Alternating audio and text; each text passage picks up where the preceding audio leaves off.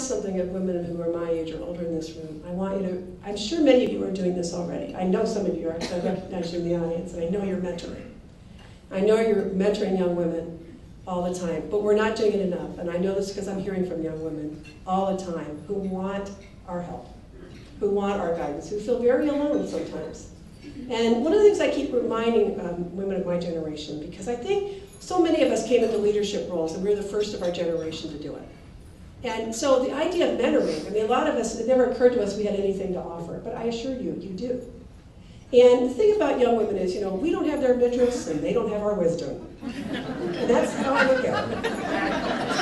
It's been working for me anyway. And the thing is, if our success, if we take our success with us to our graves, if that's all we've done, there is no legacy. And there's all this wisdom. You know, men understand this. And men, particularly in business and in politics, understand this, the whole idea of mentoring, because it is sharing the wealth. And it is getting to plant seeds and to make it easier for them than it was for us. I'm very big on that. I have no interest in having single mothers go through what I went through, trying to juggle career and parenting.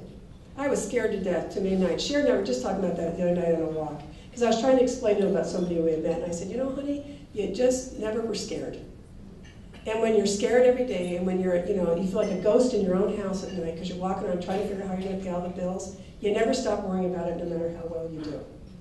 And I have found one of the most therapeutic things to address that for me is to reach out to other young women. I'm not doing it enough, and I don't do it well enough, but I'm going to keep trying. Because the thing is, if you showed up tonight, you're already a role model. You may not think you're a role model, but you're mistaken. The only choice you have now is what kind of role model will you be?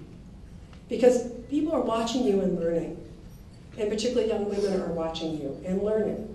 What lessons would you like them to take away from a day with you? I'm wondering what you think the biggest issue is facing young women today.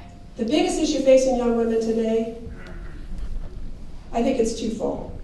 I think the issue of choice. I'm very concerned that young women aren't advocating for their reproductive rights, and you could lose them. It's just blazing across the country right now. And I wrote a column recently, I want more women to speak up. But also, I want more women to be running for elected office.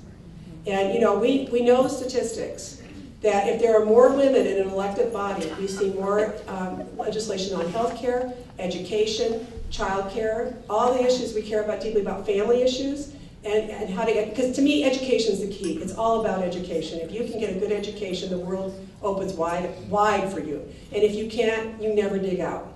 It's about education. And women care deeply about education. And I don't mean that men don't, but not coincidentally, when women are in those bodies, more of it gets passed. Here's what else we know, though.